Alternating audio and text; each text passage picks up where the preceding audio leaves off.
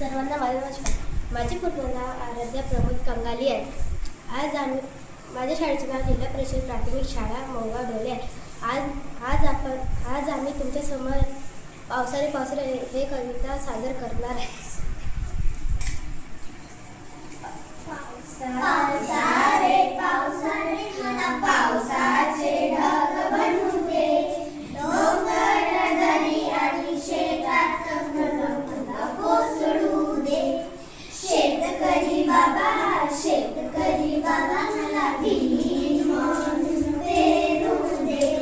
शेतात पिकून तुम्हाला बरकत होऊ दे.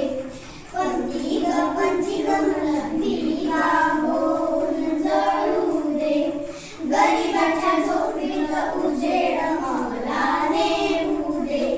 पक्षाळे मला